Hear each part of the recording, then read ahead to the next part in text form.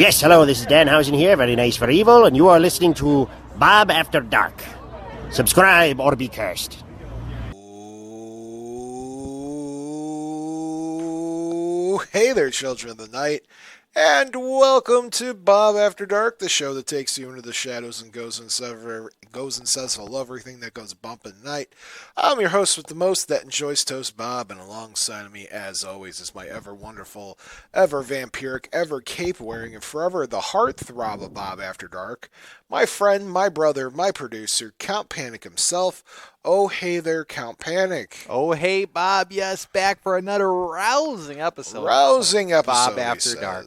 Yeah. Yeah. What's been going on with you, Count Panic? Well, Bob, not too much. Just doing the vampire thing. But, Bob, I got to give you a shout out. I mean, today as we record this. Oh, you're giving me a shout out. Of course, it's Mardi Gras and all that good stuff. But it's also. Look, I understand it's Mardi Gras for our fans in Louisiana, and I get that. I'm all for it. You're all for it? However, today means something different to Count Panic and I. Bob, and millions of other people in the world, too. But specifically Count Panic and I today. Of course. I'm a Polish vampire, of course. Yeah, a Polish host yourself. If you're watching on Jet TV, Bob, you gifted me with a punchki, which is a pastry filled with something. Custard, jelly. This is a jelly one, it looks like. I believe you got a cherry one there, Count. Cherry, I will consume that after the show. But, Bob, happy punchki day. Happy punchki day to you, Count Panic. Have you had one yet today? I may have indulged earlier. I indulged myself earlier, but I couldn't not bring you one. No, I thank you, Bob. I mean, of course, this signifies just what this day is all about. Exactly. Shout out Calumet Bakery, best on the south side for a punchki, in my opinion. There you go. All right, Count, we got to get your weekend update before we move on to the show. Bob, of course, as we venture into the springtime here, we get, as we're filming this also, too, it's a pretty rainy night here in the region. But the weekend was pretty good, Bob. I can't complain. Not a whole lot going on, but had a good weekend. How about you? I got to see that Heart Eyes movie. Heart Eyes? It's a horror movie, It's right? a horror comedy. A horror comedy. There was some... horror comedies are always a hit or a miss for me. Yeah. Like...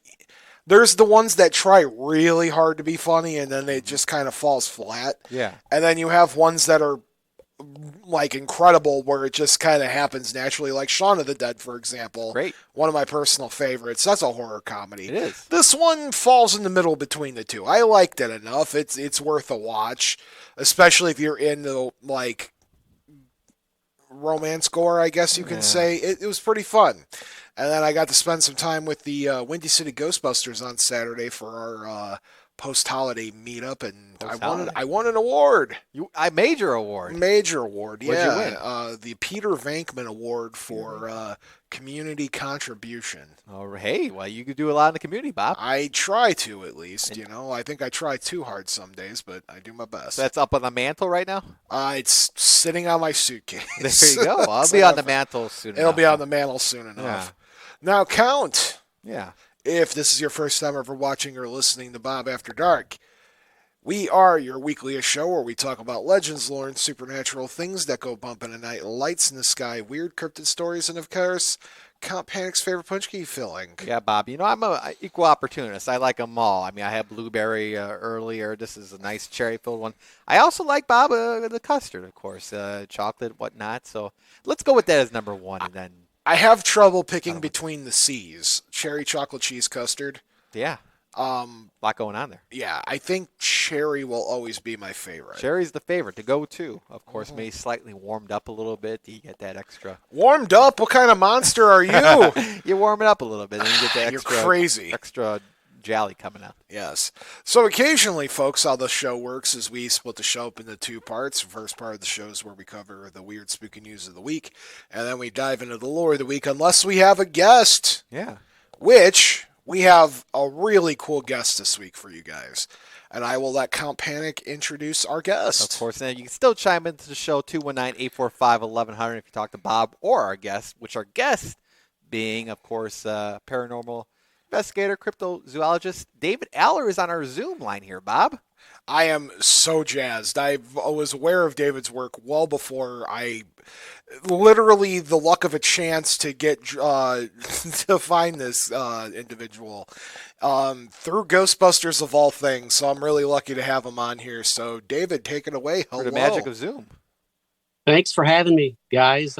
This is an honor. So, yeah, I guess just ask me some questions and I'll Of see course. some answers, you know? Oh, of course. So tonight we're just gonna kind of unwind a little bit. We're gonna get to know you, and the fans are gonna get to know you. And you're the way because you were coming on before, and you're like, "Oh man, sorry about appearance stuff." You have the look of a cryptozoologist, and you have such the grit to it, and it looks so good. So I just want you to know, don't you worry, you fit the image 100%. All right. That's really weird. I've had other people say that. And it's like, I asked the guy one time after he said that, he said, if I said, well, what do you mean by that? He said, well, if I were going to draw a picture of a Bigfoot hunter, I would draw you. So I guess it's good. I mean, I don't know. Trust me, it's a good thing. Most people look at me and they're like, man, you look like you are a Sasquatch, so it's kind of Right. good to be talking to a Sasquatch. Yeah. You might find Bob. So, David, let's take you far back as you could remember, and we'll encompass both paranormal and cryptozoology as a Yeah. whole. Where does your fascination start? Does it start in cryptozoology, or does it start in the general paranormal? Or let's get your secret origin story. Well, as a kid, 6, 7, I was always into monster movies. And if there was a Saturday afternoon monster movie on, I watched it, So at that time I thought, monsters were fake. They're cool, but they're fake, okay? When I was 8 or 9, I read an article in Reader's Digest magazine about the Patterson-Gimlin film.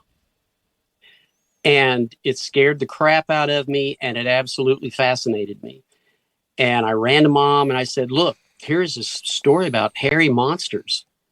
They're real. They're alive. And are they around here? And she said, well, I think that says it's just California. I don't think they're around here. But years later, I found out they were around my house in Illinois. But from that point on, I began to collect every book I could find, every story I could find. There was a comic book that Gold Key put out called Ripley's Believe It or Not, True Monsters and Demons. And there was a 1-page article about the same film in that. And it had the great lurid illustration, and I just loved it. And over time, other things were incorporated, UFOs, aliens, ghosts, but Bigfoot creatures were always there first and foremost. And I just began to collect and research and collect stories. And I discovered Ivan Sanderson, Right. who was a very well-known cryptid hunter. The fact that he was a well-known scientist was what drew me to him, because he wasn't just a monster hunter. He was an established scientific entity. And here he was out here. I think he wrote the greatest book about Bigfoot creatures. And more, it just was a fever. And I told myself, one of these days, I'm going to be Ivan Sanderson. And that's kind of sort of where I am now. I'm also known as a Indiana Jones of cryptid hunting, because I go places where other people don't go or just refuse to go. I told myself that when I get to a point in my life where I can afford to travel, then I'm going everywhere I can to look for these creatures. And I met a woman who luckily wanted to travel as bad as I did. So early on in our marriage, we began to travel and went to Canada. That's where I had my first callback, Bigfoot callback, and wood knock kind of situations. Sure. Went to the Yucatan, and that's where I had my first paranormal experience in the pyramids. And Bigfoot was always there. And so now I've actually been researching, actually on the ground hunting these creatures for over 30 years. And That's I have so seen impressive. things, I've done things, I've experienced things that a lot of people just will say there's no way that happened. And it did. There are things out there that can rip your head off and jam it down your bloody gullet. And I've seen them, I've heard them, I've had experiences with them, and Yeah, I've had a crazy life. Then you fit into the Bob After Dark family just fine. We have the punch eating vampire that produces the show, and then you have me, who people believe is the Mothman. I can assure you I'm not, but people believe I am. So you fit right in. Let's talk about your first outing. So you started. You said you wanted to get to a point where you can travel. So let's talk about your very first ever outing. And did you go? Where'd you say it was one more time? Well, we went to Canada. Okay. In the Banff area. And this was an area that has more sightings than any other area in North America. Unfortunately, we didn't get a whole lot of activity, but on that same trip, we stopped in California. We went to Ape Canyon. And of course, that's like a mecca for Bigfoot hunters. And so I got in and I was moving through the forest and I was doing the wood knocks and calls. You know, it was early on in my research, so I put a lot of stock in wood knocks and calls. I'm not there now. You know, I think there are other things that are a little bit better, but at that point, wood knocks and calls is what I was doing. And I got nothing. I was all over that valley and through that canyon and got nothing. So I had to come back out, and the lava flow was to my right. And I stepped up into the lava flow and looked to my right, and there was Mount St. Helens. And I thought, well, I'll do one more. And I gave out the best Bigfoot yell that I could muster. And I waited just a few seconds. And from way off in the distance, I got that classic bell tone that you can't, no human can do this sound. There's almost like 3 tones going on at the same time.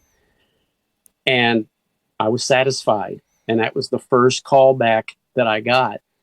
Later on in that same area, I was wood knocking and went up to this one small bunch of trees. I mean, it was, I say small, but it was very, very twisted. These trees were growing like in one huge mob.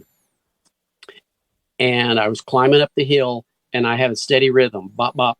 And I would wait, get a little bit closer, bop, bop, get a little bit closer, bop, bop. And from those woods came a deep wood on wood sound. And it was just like boom, boom.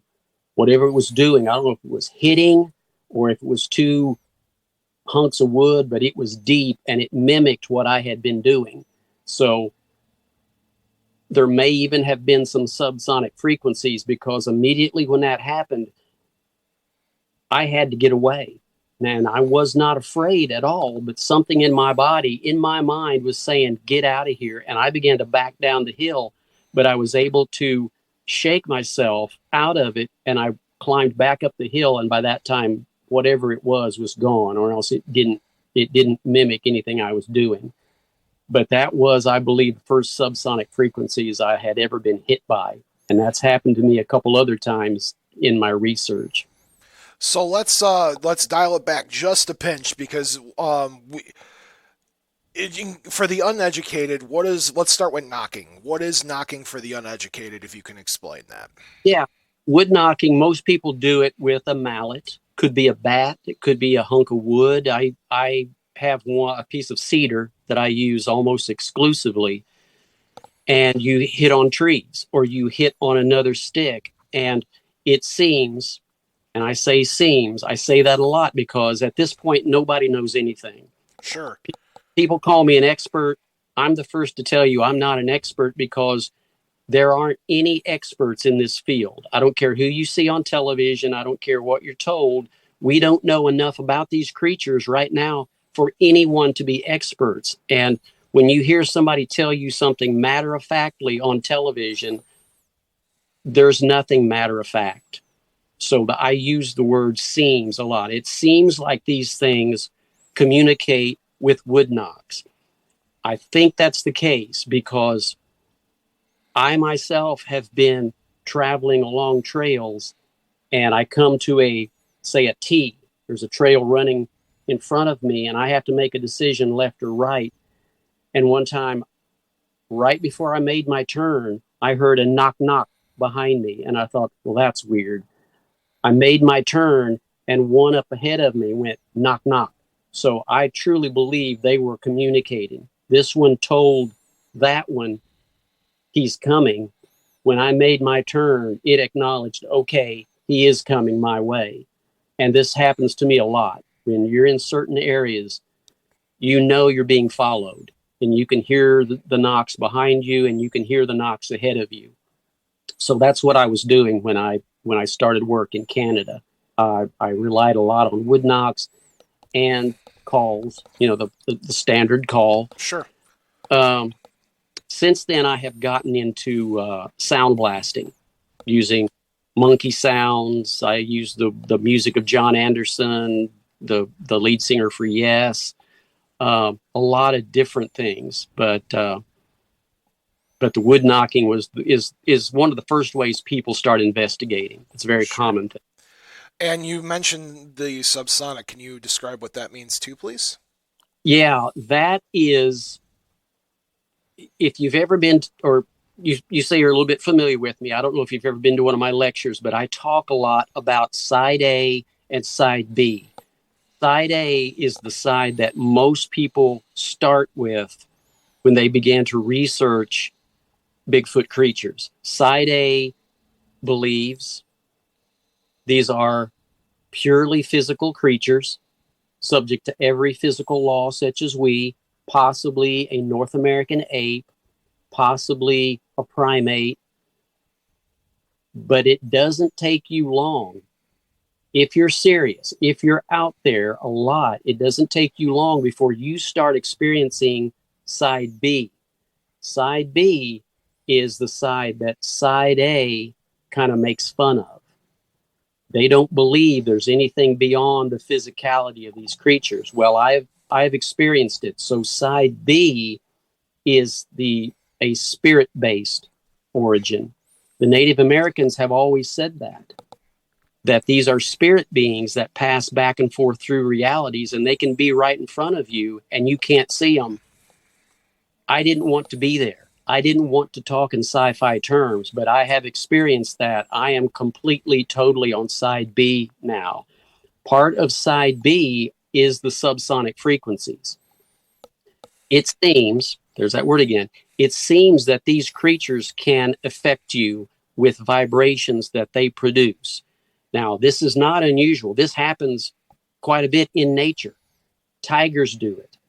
Tigers can produce a sound, a subsonic frequency that can completely paralyze its prey.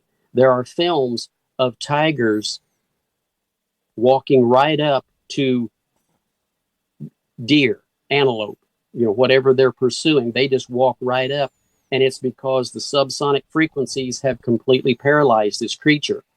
There are other animals that do this. Elephants can communicate 100 miles using subsonic frequencies. Our army is working on weaponry based on subsonic frequencies.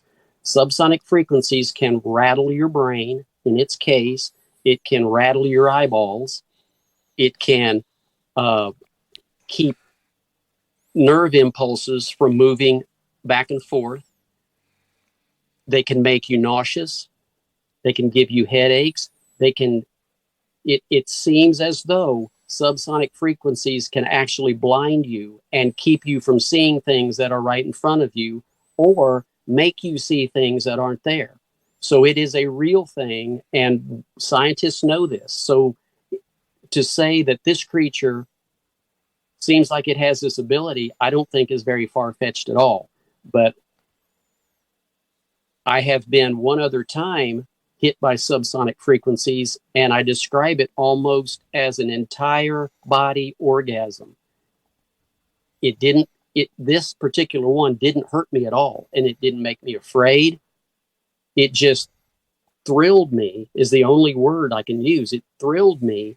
I could feel every vein in my body pumping blood.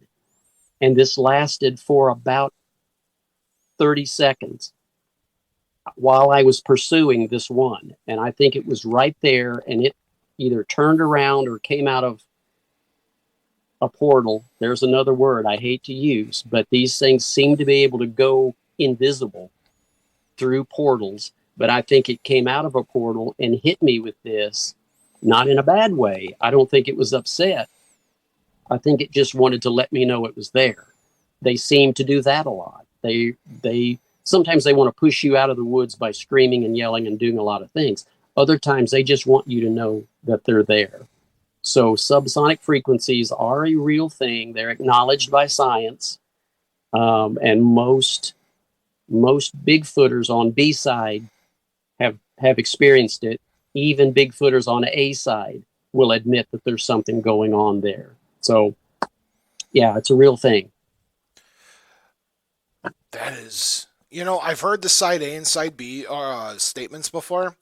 I don't think I've ever heard a side B so real as you've described it. Here up in Chicagoland, we had an encounter. Dr. Ben Vanderson, cryptozoologist, had the encounter, and Linda Godfrey reported on something similar of the concept of this thing enters space, the entire wooded area you're in kind of goes silent, and he experienced a tree trunk being hucked at him, and it almost as if this thing created its own archway in the woods for it to present itself to them. And I hear that story, and he's told me that story several times, and it just puts a lot into perspective for you that these things aren't just, apes lost in the woods, but there's something really to it. And, it's a really good fact that you brought up the natives and calling them spirits, because, there's stories of them using their skulls as warding off, like, evil spirits, just of a skull of one. So it's very fascinating that you bring up the side B argument, because that's where I stand. I'm a side B guy myself. Right.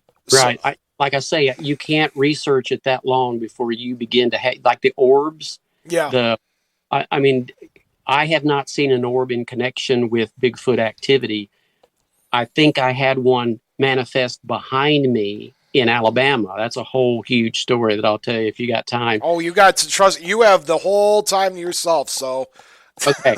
All right. Well, let me tell you the first time I experienced side B. Sure. And keep in mind, up until this point, I was complete side A. These were physical creatures, subject to every physical law such as we. These were North American apes. Now, I still had the questions. Why can't we get a good picture? Why can't we get good video? Why are they able to avoid trail cams?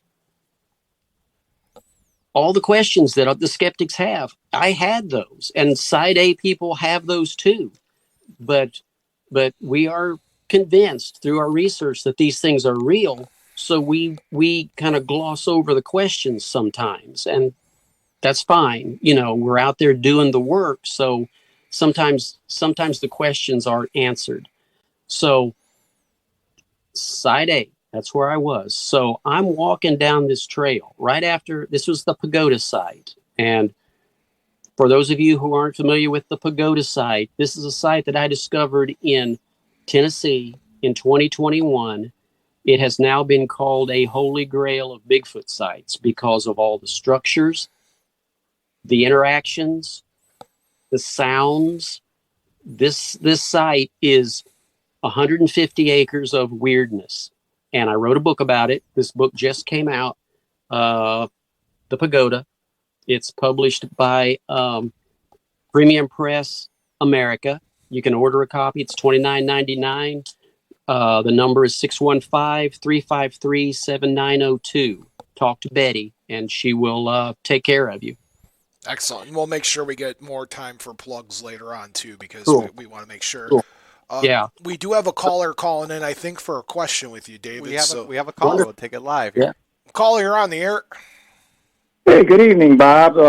This is John. How are you? John, how are you? I figured, of all people, you and the missus would be super interested in this episode. Very much so. We've been watching and listening to your guest, Dave, I believe his name is? Yes. Okay. Yeah, Dave, and you do have that Indiana Jones type look to you. So, I know Thank Bob you. referenced, at the beginning, but, you know what? I don't know where to start. I mean, you're quite the interesting, expert, if you will, on Bigfoot. We're Bigfoot fans, especially my wife. So, just listening to your story has been fascinating. And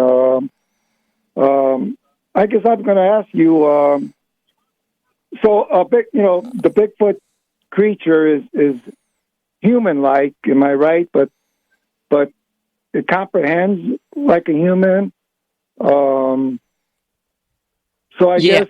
Yeah, I will tell you. Do they know? Do they know that they're being sought after? Are they fearful of? How close? I mean, can you say how close you ever? Estimately, were you to a Bigfoot creature?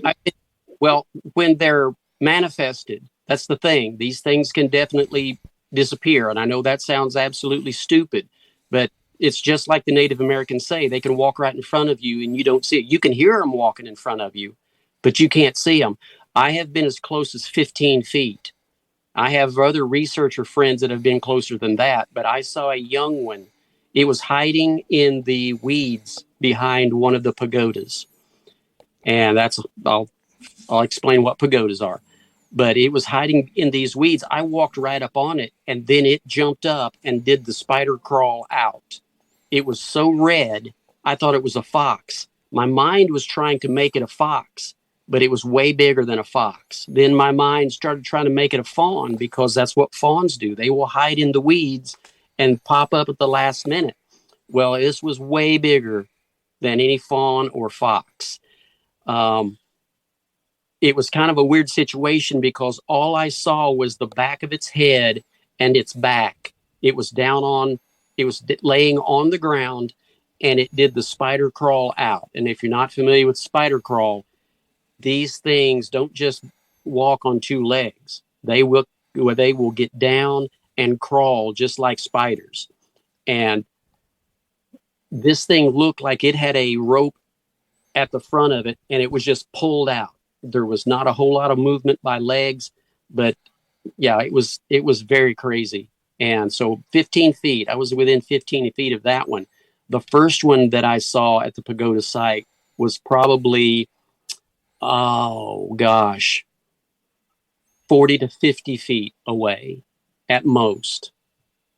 And well, that is quite interesting. I mean, like I said, you're amazing in in what you're putting out there. So I guess more or less what you're describing, the distance you were by the Bigfoot.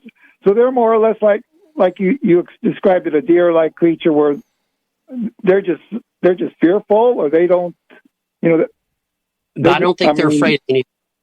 I don't think they're afraid of anything because they know anytime you're in the woods, they every time I walked into this area around the pagoda site, I think from day one, they knew I was there because of things that happened. I think they had sentries. It seemed like they had sentries posted all the time. They're watching the woods all the time. And as soon as someone walks in, they begin to signal to each other. So it's not that they're afraid. It's just that they don't want to be seen right now. And I hate to be so mysterious about it, but there are questions that I still have. And I've talked to Native American friends on the reservations in New Mexico, and they say it's a real spirit-based being. So I don't think they have any fear of anything, especially not us. Again, that's very quite interesting. And, thank you for coming on, Bob After Dark tonight. Well, thank you. Bob, rarely you have a guest, like this. So appreciate you guys, however you got them on, and we'll keep watching and listening. So wait, thanks again for coming in. Before John goes, Bob, did you know John is celebrating a birthday tomorrow? No, John, happy birthday to you. Hey, thank you, Bob. 2021 Appreciate it. again, John, right? Yeah, for 10 years already. Same Close to that 21. there. So. But yeah, thank you. I appreciate it. Thanks, John, of So- course. All right. You guys take care, and I'll continue watching and listening. Thanks. Sounds good, John. Appreciate you. Thank you. Thank you. So, Back to the situation. yes. I'm walking through the woods after doing call blasting. I got no action during the call blasting, which puzzled me because I knew there was something going on out there in front of me, but it never manifested itself. So now I've got my equipment. I'm heading down the trail. Now, if I'm going at 12 o'clock, this thing screams at me from 7 o'clock. Oof. I was already past it. I never saw it. So it sounded like a woman being murdered, which is classic. At that point, I had never heard that. I had heard the grunts. I had heard the growls. I had heard the calls. I had heard what I thought was everything they would do vocally. I'd never heard the scream. So it sounded like a woman being murdered. And in my mind, that's what I had. I envisioned a woman coming at me like something from a Frazetta painting and just ready to stab me. I think that was the subsonic frequencies. I think they made me see that because they wanted me to go. I turn around and I got my arm up. I'm ready for this knife to hit me. And I look 40 to 50 feet in front of me. And here is this form running parallel to the course that I was taking. It hit a tree line, made a 90-degree left, and began to pop trees all the way out. Pow, pow, pow. Now, there's no animal that I know of that can pick up a stick and pop trees. So by this time, the adrenaline is just making me crazy. I still wasn't quite sure of what I saw, but I knew what I thought it was. And I didn't want to tell myself this, but I knew that I had just seen a Sasquatch. So after I calmed down, I thought, that's the coolest thing I've ever experienced. I'm going to meet that thing. So I get my equipment. Now, I'm very familiar with these trails. I've been on these trails many, many, many, many times. And I knew that the trail I was on would make a left just not far from me. I was going to go down, make my left, and I knew the trajectory that thing was going, I could probably meet up with it. So that's what I did. I got down to where I thought it was probably coming out, and I hunkered down. When you're a Bigfoot hunter, you learn how to hunker. So I was hunkered down behind a tree, and I began to hear pops and snaps. And then I thought, well, it's not very smart to jump out from behind a tree and face one of these things. I mean, if it's scared, who knows what's going to happen? So I back my way out and get back onto the trail. Sure enough, I start hearing the screams. Big Daddy starts screaming, and I'm standing on the trail, and this deer jumps right out in front of me within 10 feet, and it's looking at me with the Bambi eyes, and you can tell it's scared to death. And it's like, what am I going to do now? So here I am standing with this deer in front of me, and I've seen the videos where these things rear up and start just ripping you to pieces. And I didn't want that to happen, but I didn't want to move because I didn't want to frighten it. Big Daddy is screaming in the back. I've got a deer in front of me, and all of a sudden, there's another one starts screaming to my right. So I look over to where the sound is coming from, and there's nothing there. Nothing. There's nothing. There's not even anything that a creature could hide behind as close as this sound was coming at me. So now I've got Big Daddy screaming, I got a deer in front of me, and I got an invisible monster to my right.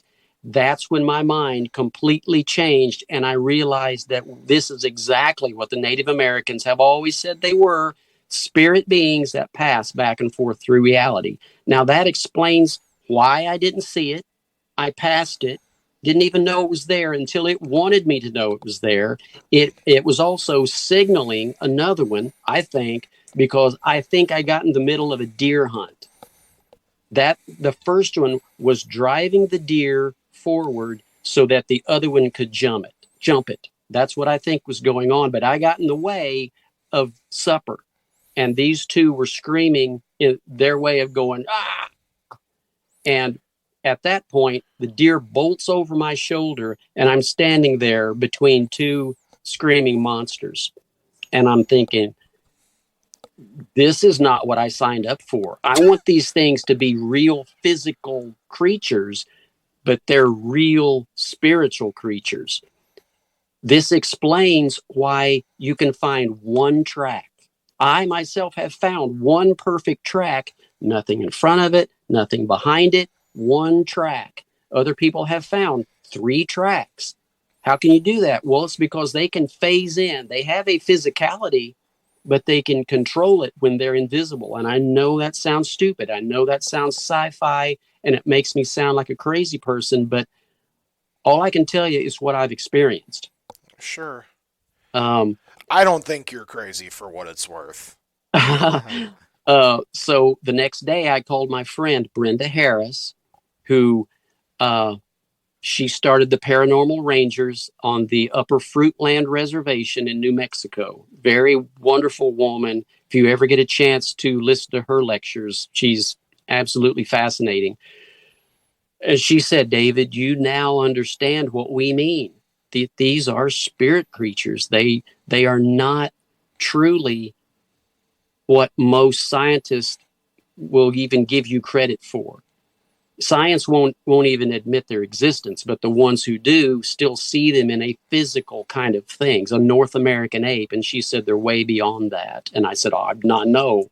I was between 2 of them, and one of them was invisible. So right there's where my mind changed, and I have never gone back. Once you cross into side B, you begin to see what side A, how they're fooling themselves. Okay. They don't want to admit certain things. And I'll tell you what, I shouldn't say this. I won't mention any names. Let's just say BFRO. They won't even take a report if it includes anything on side B. They only want side A, and that's all they report. To me, that's like if you see a car wreck and the police are asking you what you saw, if you leave out details, then you're not being honest. And you're controlling the narrative. That's what BFRO does. They control the narrative. I personally know people who have left BFRO because head dude won't accept certain things in the reports. So everyone understands the side B. Some people just don't want to gravitate over there. But I think more and more researchers like myself are completely understanding that side B is where at some point everybody's going to go. You still have the holdouts that it's a North American ape. But the question is, if it's a North American ape, why don't we have them in zoos? That's a side A thing. You know, they won't admit that there's something weird going on there.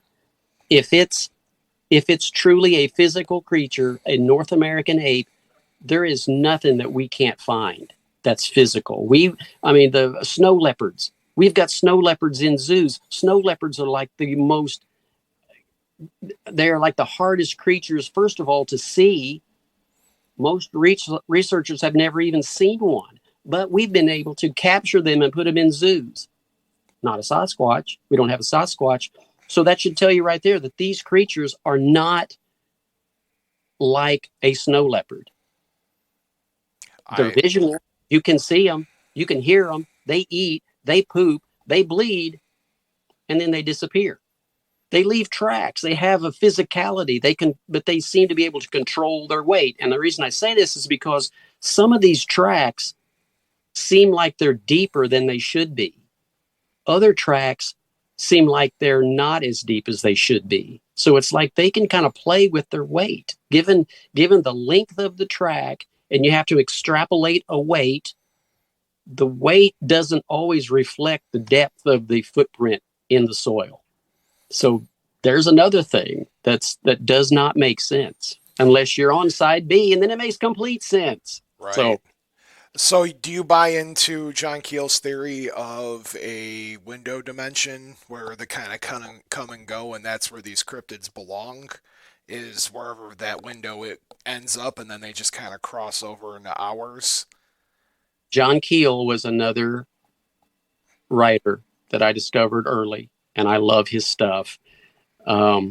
Strange Creatures from Time and Space absolutely changed Right. my life. I do think, now, I don't know what to call it. I don't know. Some people call them portals. Some Yeah. people call them doorways. Some people, we actually need a better word. We need something, I think, less sci-fi sounding, more, oh gosh, I don't even know the word, more realistic. Concrete.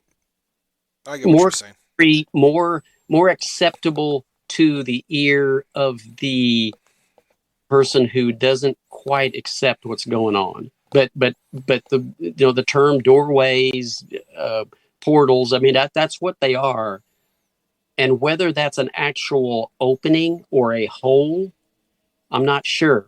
I think some of these creatures, Dogman included, can just leave their existence in this realm, and I mean, it's not even like the portals and doorways imply that, like our doors, they're in certain places, and you've got to move to that place before you cross over. I don't think that's the way it is. I think they just can cross over anytime they want. Sure. And move back and forth. And even as I'm saying this, I hate it. I hate to talk like this, but I've seen it. I've had these things so close I can breathing, and they sound like Darth Vader. And there was nothing there. And I research almost totally at night. Not I would say 90% at night. And I try not to shine flashlights, because if you're out in the woods, if you're in the dark, yeah, flashlights help you see, but they also help everything else out there see you. So I try to travel as best I can with no light. And it's at those times these things seem to want to mess with me. They breathe, they make the little sounds as they're passing me. They'll get ahead of me and make sounds, and then I will flash my light. I'll wait as long as I can. I know they're right there. I'm hearing them. They're making noises for me. And I flash my light. There's nothing there. And yeah, I've had some amazing experiences. These things I've had them mess with me, like in a humorous way. Time when in this area there are things called glades, and these glades are just open areas in the woods. They're actually considered deserts because of the depth of the soil, the plants that are there, the plants that aren't there. So it's a very unique area. So I was at a glade. I decided to head back toward the first pagoda, and it was a circuitous route. You know, you couldn't just get there to here in a short time. You had to kind of, move through all this stuff. Well, I no sooner get to the first pagoda than I hear back at the glade that I was at, rock on rock. And it just would not stop. And I'm standing there going, that's at the glade. I was just there. Who's at the glade? So I make the circuitous route back to the glade. Just about the time I get there, the sound stops. And I'm thinking, what was that? I turn around and I head back down. Circuitous route, back to the first pagoda. No sooner do I get there than again, nonstop. And I'm thinking, this is weird. So I go back to the glade. Just about the time I get there, it stops. Went back to the pagoda. 4 times they did this to me, until I realized they're punking me. They're wanting to see how many times they can get me to go back to the glade. Now, that was one of my first signals that there was more than one here, because you can't see from the pagoda to the glade. So there had to be multiple creatures signaling. Okay, it's like, yeah, he's going. Okay, and so then that second one would signal to the third one, or however many. But there was a circuit so that they could tell that guy to make the sounds or to shut up. There had to be more than one, because like I say, you can't see from the pagoda to the glade. So that's when I realized that these things have a humor. That's a human trait. That's not an animal trait. That's not an animal that we understand. Put it that way. Sure. Do So you think they do have oddball humor, and they would mess with my experiments. They would do things with my experiments that a normal creature wouldn't do. Do you think that's learned, or do you think that's instinct? I think that's who they are. I think that's neither. That's neither. Okay. They are as spirit beings. Okay, if you want to get into that, Sure. as a Christian, I have studied spirits a lot. Okay. And there are only two kinds of spirits: light spirits, dark spirits. And these creatures will kidnap women. And we know that because of the stories that the Native Americans have told. There are stories come out of Canada that women are kidnapped. The natives in Canada say, do not let your women go into the woods. There's one or two stories where the woman is kidnapped, disappears for a while, and comes back pregnant. One lady actually gave birth to this creature, and it died at birth. And she said, I was always glad that it didn't survive because I have no idea what this thing would have been. So something that kidnaps women is not a light spirit. No. I don't think. I think that's on the dark spirit range, and that actually goes back into Genesis, where it talks about the Nephilim. Now, I don't believe these things are Nephilim, but I think there is something akin to that. Creatures that can mate with women, that's not normal, okay? I mean human women. Right. Now, they can mate with their own women, but animals can't produce with other animals. Like there are only certain ones, and those two creatures are of the same species. Like horses and donkeys will make a mule, but that's the same species. They breed within their species. Dogs and cats can't mate.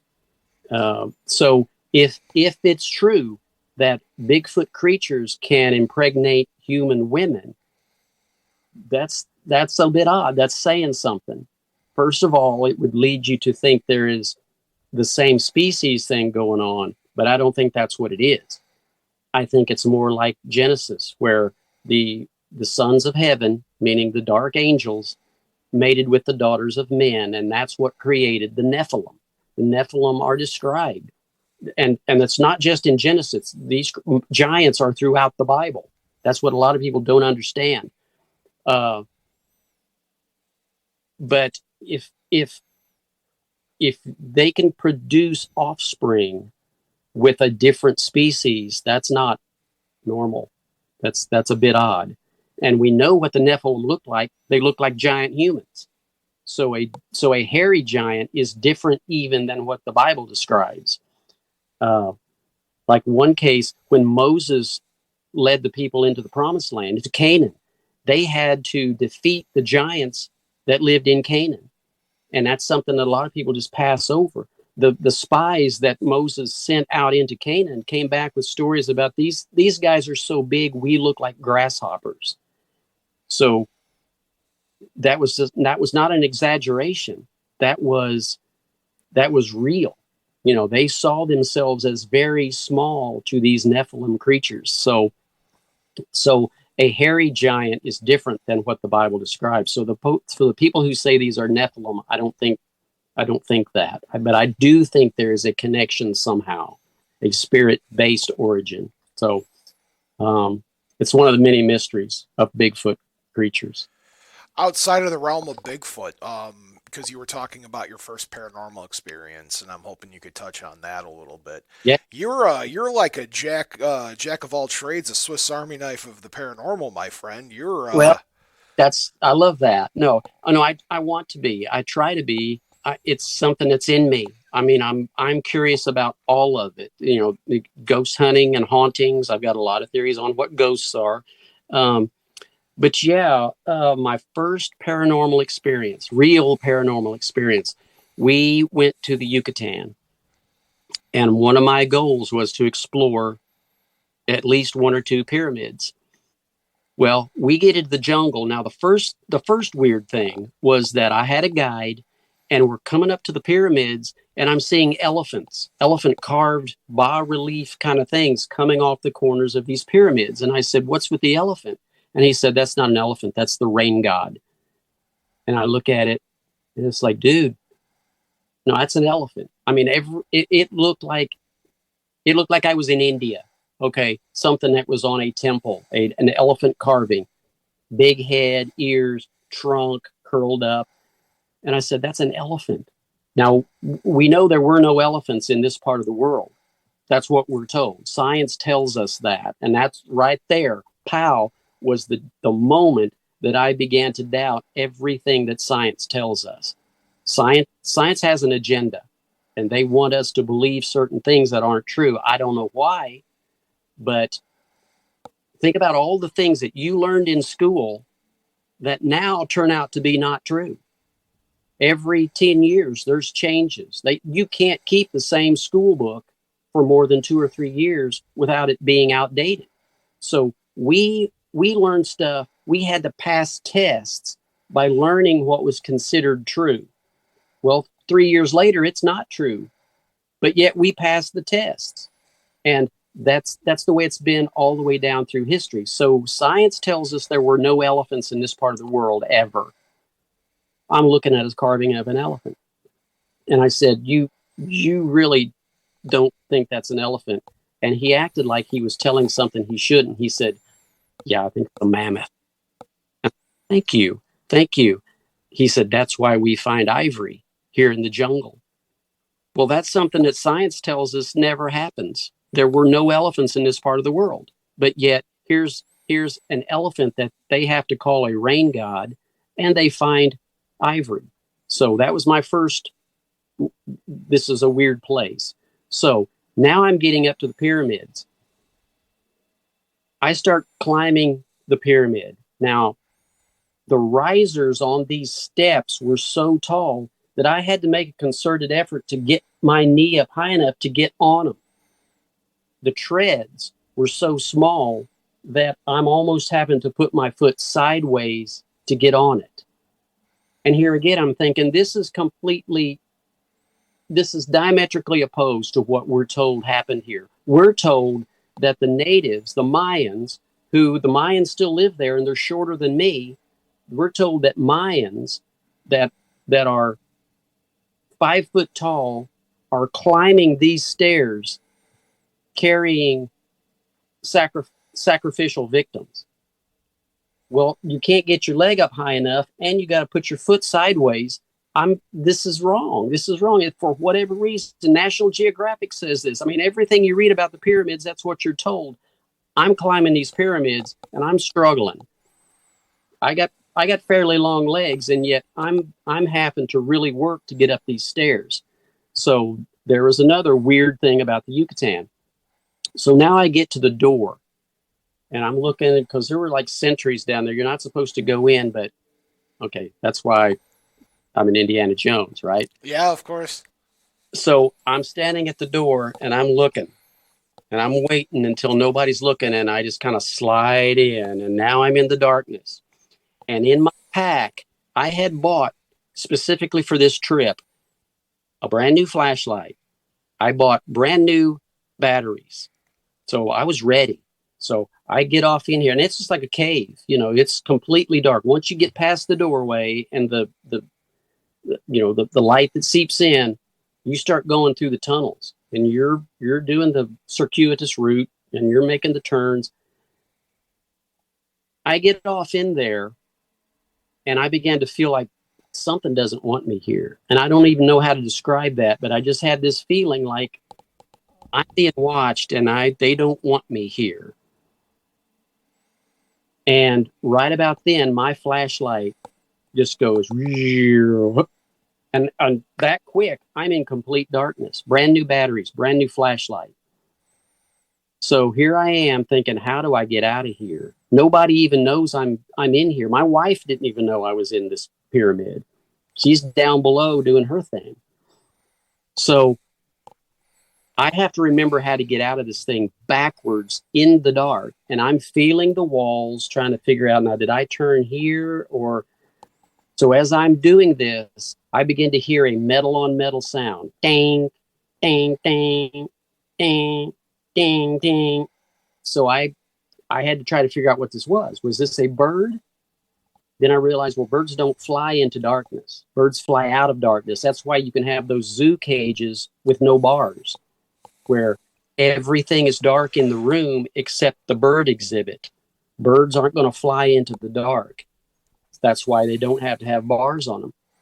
I thought, is that a bat? But it didn't sound like any sort of echolocation. It wasn't a high-pitched kind of squeak or anything like that. It was a very definite metal-on-metal sound. And I thought, well, that's not what it is. So I'm continuing. I finally round a corner, and I'm seeing light. So then I was able to get on down the hallway and out the door. That's my adventure. But 6 months later, I'm reading an article, and it said that people have heard this metal-on-metal sound in these pyramids, and nobody knows what it is. And it's like, dang, I'm one of the few people who have heard that, and there's something crazy connected to it, because there was something in there that didn't want me there. Now, how it's connected to the pyramids, the sacrifices, I don't know. And what the metal on metal sound would be, who knows? But I got to hear it, That was the first, what I feel was truly a paranormal experience. Since then, I've had many. I've seen an orb come out of a wall the thing was that big, and it came out of the wall and went in front of the TV. It was mounted on the wall. The TV was behind it, and as it passed, the TV began to do that. Like you were looking at something on a hot road. How that happens. Sure. And it went on around and went into another room. And this was right after my wife, who was sitting on the bed next to me, kept saying, something's poking me in the side. It feels like somebody's sitting next to me. And she kept thinking it was me. And I said, it's not me. I don't know what's going on. It's not me. But then this orb comes out. So, yeah. And Gettysburg, if you want to see orbs, go to Gettysburg. And my wife seemed to be able to attract these things. I've got pictures of her at Gettysburg, and these orbs are just gathered up around her. And I took shots. Seeing this on the camera, I began to take shots in all the other directions. There's nothing. But I would take a shot of Joyce and these orbs. I actually saw one coming at the lens while I was shooting. And this was a cool evening, a little bit windy. There were no bugs. There was no dust in the air. There was nothing that could have been, like some people say those are dust particles. Sometimes they are, but not like this. So there was nothing in the air, especially bugs. There were no bugs. This was toward the end of the year, and there were no bugs out. There's something was happening here with these orbs, and this was right outside of the one of the big battlefields, a very famous battlefield, and I can't think of the name of it. But take your camera to Gettysburg if you want to see orbs. Well, David, we are running out of time, so I want to make sure. No. No, because we're not letting you go without getting some shameless plugs in.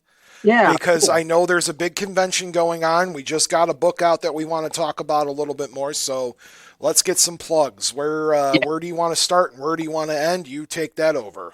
Okay, let's talk about the Atomic City Paranormal Symposium. This is May 16th and 17th in Paducah, Kentucky. This is going to be a big one. I've got 7 great speakers. I'll be speaking. Ron Moorhead will be speaking. Tamara Steyer will be doing a dowsing demonstration. We've got Geraldine Stith, who is the granddaughter of the family that the Hopkinsville Goblin event happened to. That's where these creatures came at the house and was attacking, and they were shooting them. The bullets were bouncing off of them. I've got Ron Coffey and his wife who talk about Kentucky cryptids. We have Anita Collier And she and I had an amazing adventure in Alabama where we were actually talking to these creatures with EMF meters.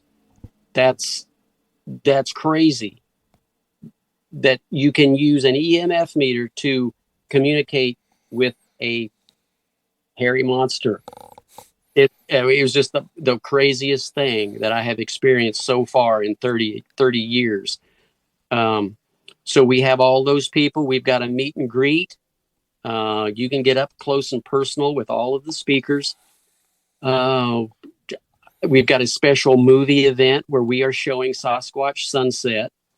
We've got the rights to show that at the local theater. It's going to be a lot of fun. And this is my second event that I have created. My first was in Cripple Creek, Colorado. Went great, so I decided let's do one in Paducah. So check that out. You can go to the website, Atomic City Paranormal Symposium, and you'll learn everything you need to know. If you want to go there, you can get tickets on the website. You can be a vendor on the website. You can be a sponsor on the website. We've got a lot of people involved, and the city of Paducah has been great. They're 100% behind us. The next thing is, of course, the book, The Pagoda. This tells the entire story of my finding the 3 pagodas at this spot and everything that I dealt with, some of the stuff that I've talked about, the invisible monster that's in here.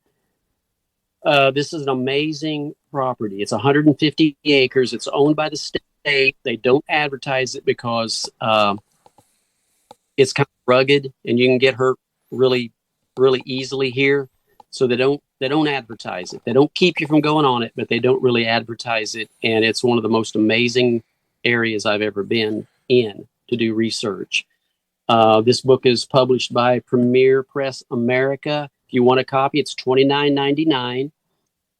You can call Betty at 615-353-7902.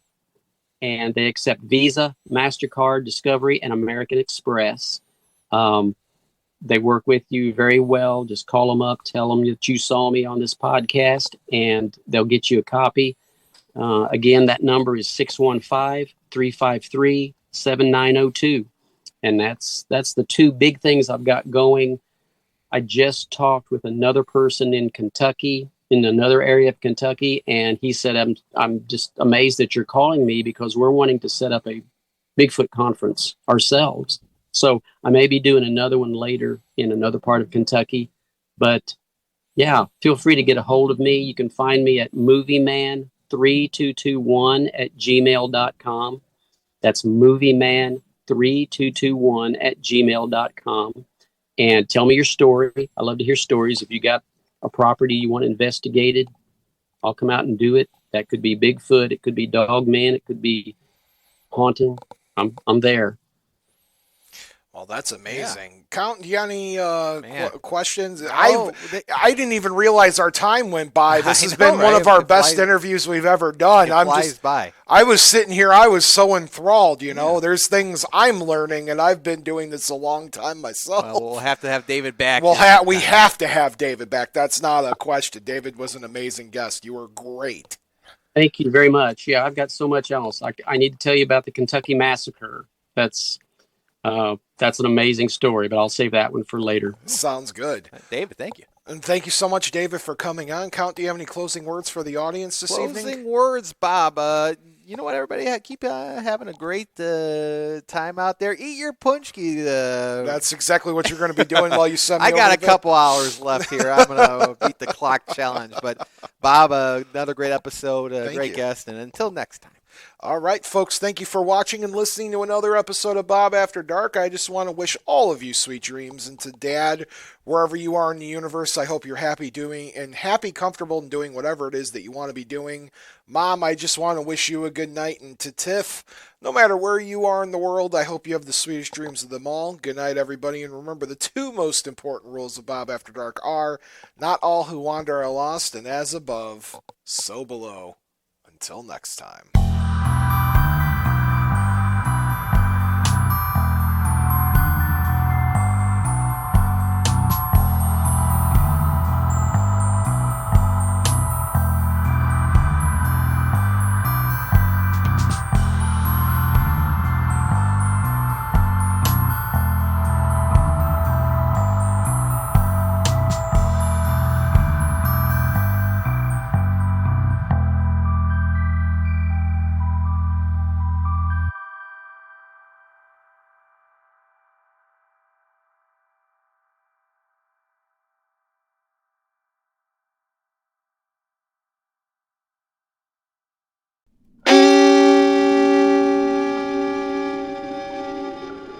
Memoriam Development.